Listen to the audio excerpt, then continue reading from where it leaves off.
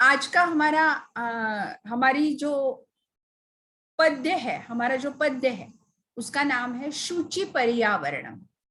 शुचि का मतलब होता है स्वच्छ, शुद्ध, पवित्र, और पर्यावरण मतलब एनवायरनमेंट। इतनी सुंदर पोएम है कवि ने लिखी हुई। ठीक है, अब हर एक पोएम जो होती है उसे एक प्रोज ऑर्डर होती है। प्रोज ऑर्डर मतलब कि मैं बहता चलता हूं हवा के साथ, है ना, बहता चलता हूं हवा के साथ में, ऐसे कोई गाने की अगर लाइन है तो उसका अगर आप सीधी लाइन बनाओगे तो मैं हवा के साथ बहता चलता हूं ऐसी होंगी, तो उसे बोलते हैं प्रोज ऑर्डर, और संस्कृत में उसे बोलते हैं अन्वय। ठीक है, तो यहाँ अन्वय के साथ मैं पढ़ाती हूँ। अब देखो, पहली लाइन में दो शब्द है, दुर्वहम अत्र जीवितम जातम प्रकृति ही एव। दो वर्ड है प्रकृति रेव में, प्रकृति ही प्लस एव, शरणम शुचि पर्यावरणम, महानगर मध्ये चलत अनिशम। अब दो वर्ड है इसमें भी, चलत और अनिशम, कालायस चक्रम, मन शोषयत तनु पेशयत क्षमति सदा वक्रम, दुर्दांतैहि, पहला वर्ड। फिर दूसरा है दशनैहि, तीसरा वर्ड है अमुना, स्यात् न एव जनग्रसनम शुचि पर्यावरणम। ये सॉन्ग है संस्कृत का कि हमारा पर्यावरण जो है वो शुद्ध होना चाहिए। अब पहला क्या है, अत्र। अत्र मतलब यहाँ, अकोला है, मुंबई है, बेंगलोर है, जो भी सिटीज एंड मेट्रो सिटीज, यहाँ जीवितम दुर्वहम जातम, यहाँ पे जीवन जो है वो कठिन हो गया है। हियर लाइफ इज डिफिकल्ट, यहाँ पे जीवन बहुत कठिन हो गया है। प्रकृति ही एव शरणम, अब हमें उस शेल्टर लेना है। अब अगर हमें शरण किसी को जाना है, जैसे कि हम बोलते हैं कि संकट के समय ईश्वर को ही शरण जाना चाहिए, वैसे यहाँ जो जीवन कठिन हो गया है उसके लिए एक ही शरण है और वो है प्रकृति। दुर्वहमत्र जीवितम जातम प्रकृति ही एव शरणम, शुचि पर्यावरणम, पर्यावरण शुद्ध हो, पवित्र हो, स्वच्छ हो। अब क्या होता है, महानगर मध्य, महानगर में, मेट्रो सिटीज में, चलत अनिशम, अनिश यानी दिन रात, दिन रात, अनिश, अनिश यानी दिन रात, क्या होता है, चलत, चलते हैं, कालायस चक्रम, महानगरों में दिन रात चलता हुआ, कालायस चक्रम लोहे का पहिया, है ना, लोहे का पहिया किसे किसे होता है, सारे व्हीकल्स को, जो भी वाहन हमारे पास है उसको।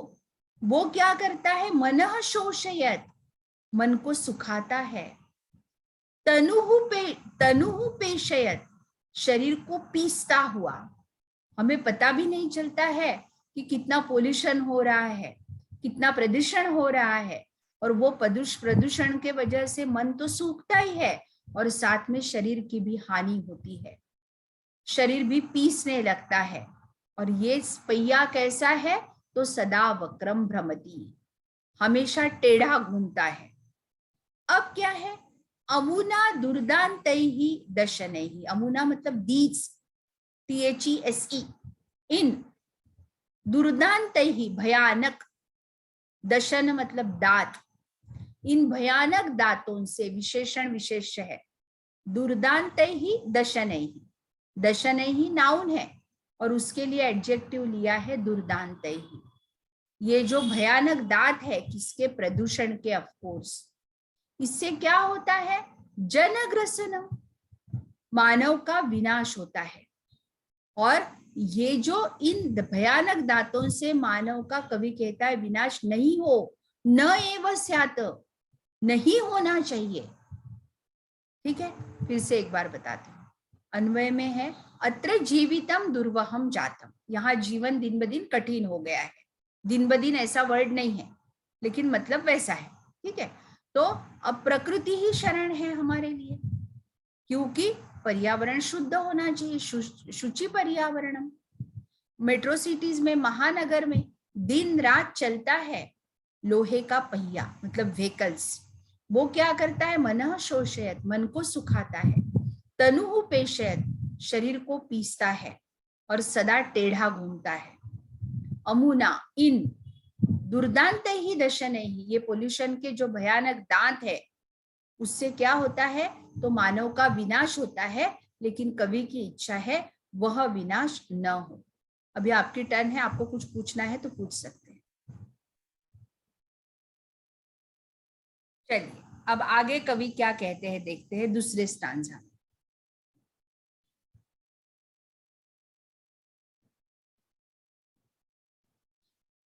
दूसरे स्टांजा में कवि कहते हैं, कज्जल मनिनम धूम मुंचति शतशकटीयानम वाष्पयान माला संधावती वितरन्ती ध्वानम यानानां पंक्तयो ह्यनन्ता कठिनम संसरणम शुचि पर्यावरणम। ठीक है। अब शतशकटीयानम, शतशकटीयानम यानी सैकड़ों मोटर, यान का मतलब एक्चुअली व्हीकल, सैकड़ों, हंड्रेड्स ऑफ जो व्हीकल्स है वो क्या करते हैं? कज्जल मलिनम, कज्जल यानी काजल, काजल के जैसा, मलिन काला, डर्टी, डर्टी धुआं छोड़ती है। सैकड़ों मोटर, कज्जल मलिनम, सॉरी, शतशकटीयानम कज्जल मलिनम धूमम मुंचति, ये सीधा सेंटेंस हो गया।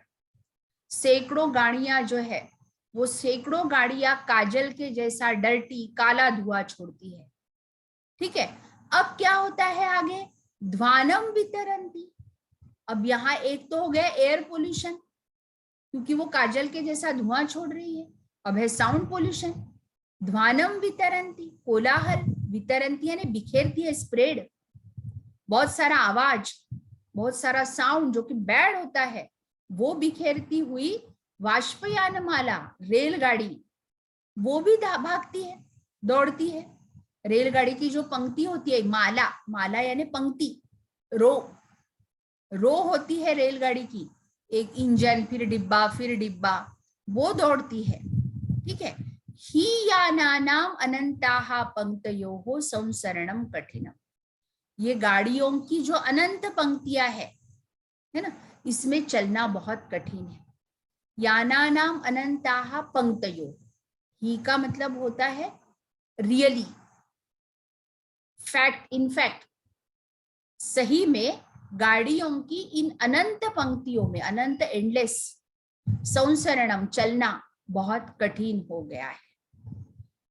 सैकड़ों गाड़ियां काजल के जैसा बहुत ज्यादा डर्टी काला ऐसा धुआं छोड़ती है, इससे एयर पोल्यूशन होता है। फिर रेलगाड़ी जो है, रेलगाड़ी की मालिका पंक्ति जो है वो बहुत ज्यादा आवाज बिखेरती है, कोलाहल बिखेरती है, और सही में गाड़ियों की अनंत पंक्तियों में चलना आदमी के लिए बहुत कठिन हो जाता है। कुछ पूछना होगा तो पूछ सकते हैं।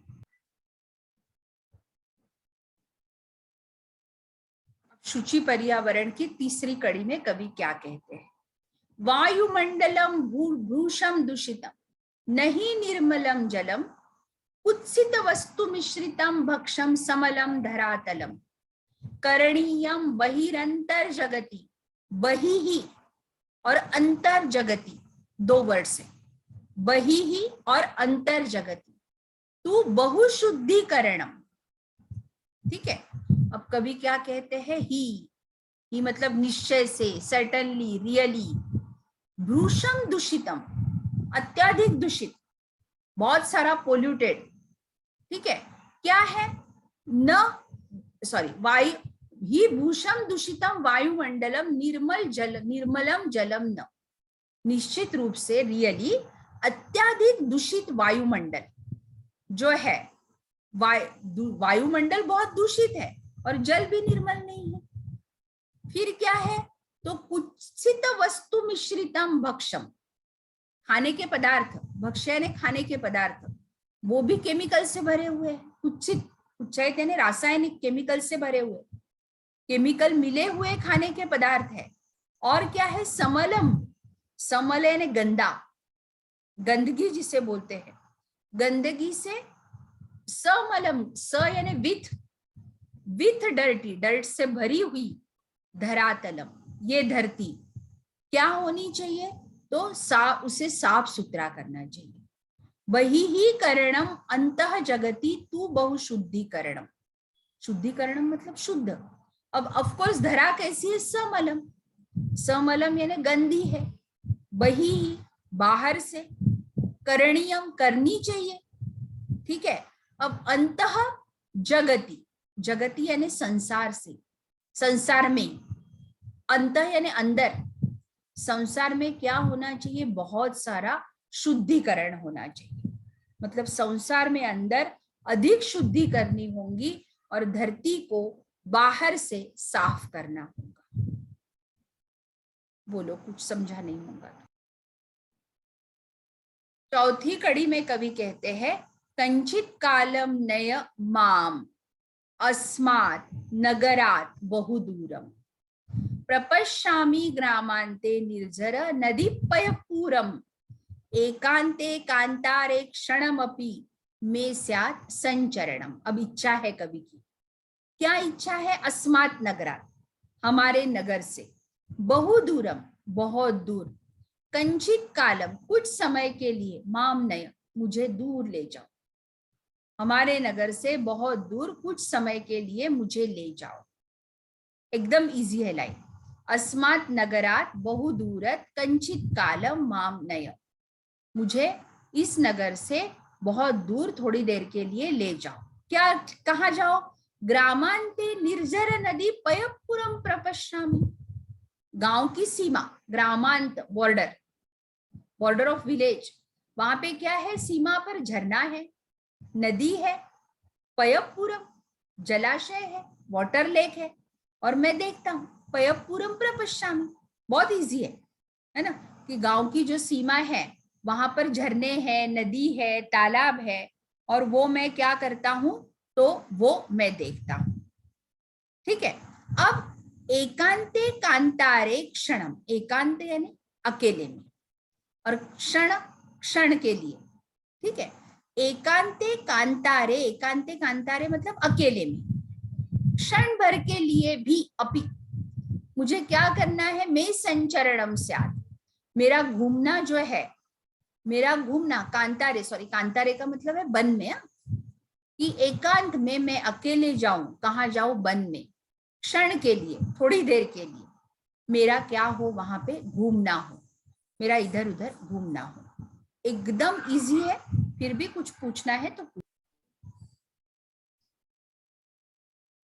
अभी पांचवी जो कड़ी है उसमें क्या कवि कहते हैं? हरित तरुणाम ललित लता नाम माला रमणीया कुसुमावली समर चालिता स्यात् मे वरणीया नवमालिका रसालम मिलिता रुचिरम संगमनम, ठीक है।